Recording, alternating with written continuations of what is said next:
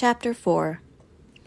Knock kept her head bowed, but she couldn't resist popping one eyelid open.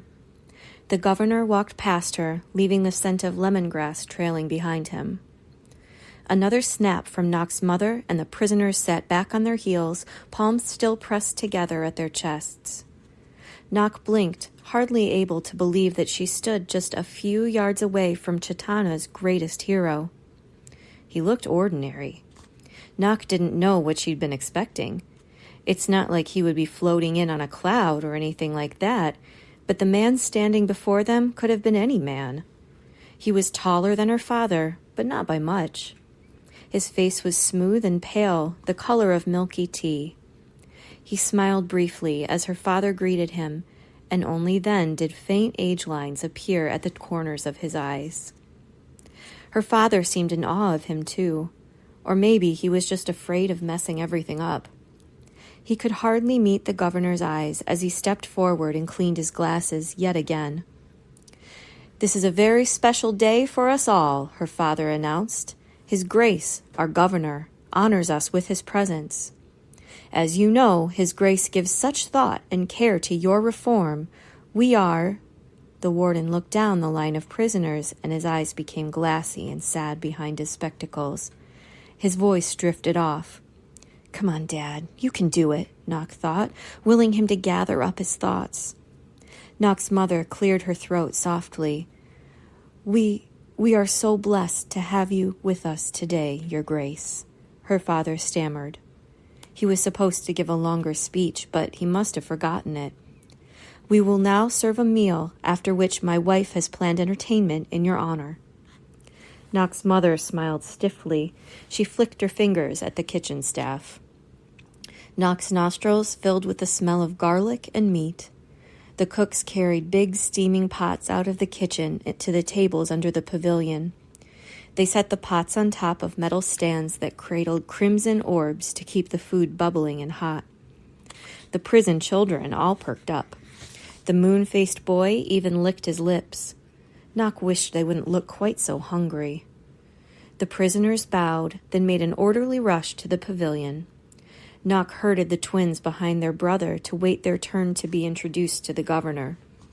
She told herself not to be nervous. After all, she'd been practicing what to say to him for weeks now. As she waited, her eyes wandered to the boy with the sticking-up hair. He had been near the front of the line, and he was already slurping up the last bits of food from his bowl. She tried not to stare, but she found her eyes drawn to him. He seemed so different from the other children. He looked around, taking everything in. He stared at the governor intensely, though he kept a respectful distance.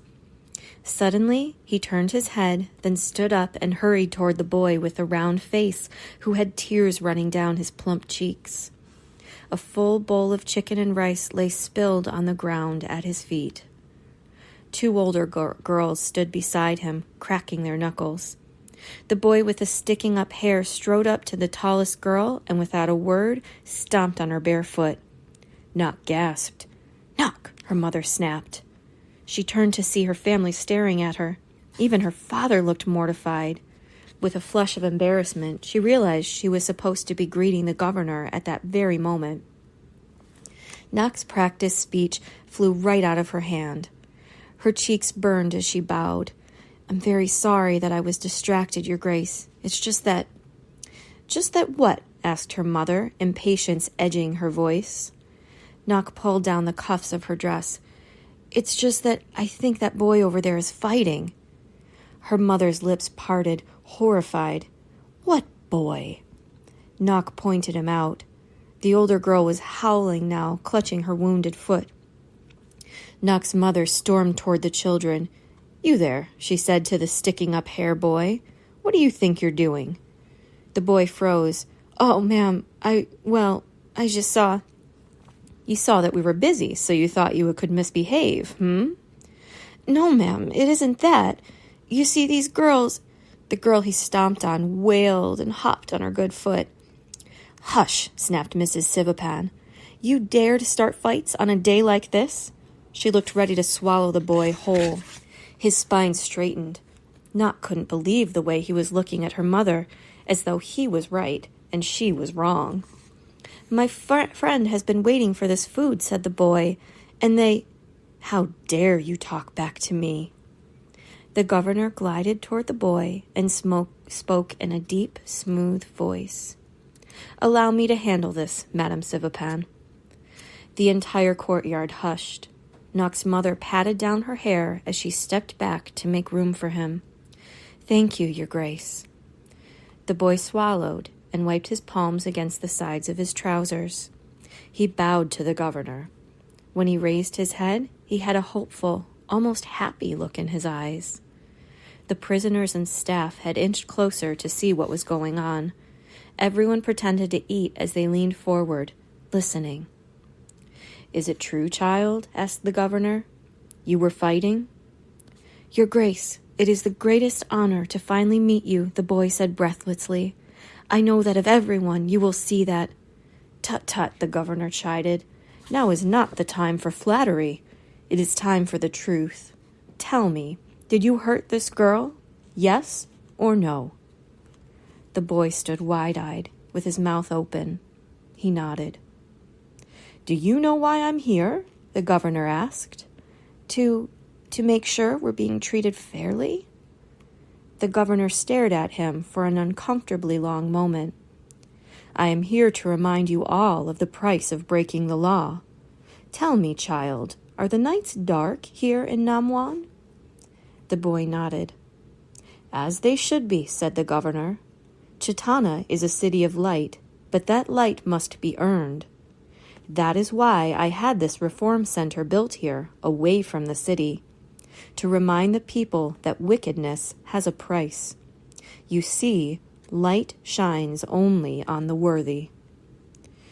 The boy continued staring, speechless, as the governor took a half-step back. He raised his arms, palms up. The air grew thick, the way it does before a storm. The hairs on Knock's arms stood on end, and her scalp tingled. Everyone in the courtyard seemed to be holding their breath. A pinprick of light appeared in the governor's palm like a hovering firefly. It shone brighter, then brighter still, swelling to the size of a marble. The little ball of light was blindingly bright, even brighter than the orb that powered the governor's boat. But it didn't seem hot. If anything, the courtyard felt a little cooler than it had a moment before. A chill raced up the back of Knock's neck. She had grown up surrounded by the governor's magic, but few people ever got to see him actually use his powers. She shivered, thrilled, and frightened at the same time. The man may have looked ordinary, but he was far from it. Everything in Chitana, every orb, every cook stove, every boat motor, all of it ran on the governor's light-making powers. Once he arrived, there was no more need for fire, no more danger. The orbs lit the night. They powered magnificent machines. They had made Chitana prosperous again. The city had transformed in more ways than one. The governor hadn't just made light, he had made laws. Chitana had become the city of rules, the city of order. Now there would never be another great fire. The people would never have to suffer like that again. The governor reached his other hand into his pocket and drew out a glass orb, clear and thin as a soap bubble. "Light shines on the worthy," he repeated, placing the orb into the boy's hand. "All others fall into darkness. Tell me, child, do you want to remain in darkness forever?" The boy's throat bobbed as he swallowed. He shook his head. The governor closed his fingers over the light in his hand and touched the glass orb. The air between him and the boy wavered and crackled. A second later, everyone in the courtyard gasped. The governor's hand was now empty. The light had traveled into the orb, filling it with a gold glow. Trapped inside the glass, the governor's light was still bright, though a little less raw and frightening than it had been a moment before. "Tell me," said the governor, "will you be a good boy from now on?" The boy stared at the light in his hand, speechless. Knock realized this might be the first time he had ever been this close to a gold orb. Knock's mother stepped forward. "He will, Your Grace. We will see to that, of course." She turned to the boy. "I hope you appreciate His Grace's generosity. For him to give you that light, and gold light, no less, is a kindness I'm not sure you deserve. But please, Your Grace, allow us to convey our gratitude to you with a song we have prepared in your honor." She clapped her hands overhead, the signal for the women prisoners to break into the number they had rehearsed for the occasion. The small courtyard rang with the sound of their voices. Knock's mother beamed. Her siblings smiled perfect smiles. Everything was back on track and going smoothly. All eyes were on the governor, who bent down to whisper some last comforting words to the wayward boy before turning to watch the prisoner's performance. But Knock was watching the boy. He stood staring at his palm. The hopeful, happy look had left his eyes. The orb in his hand had gone dark.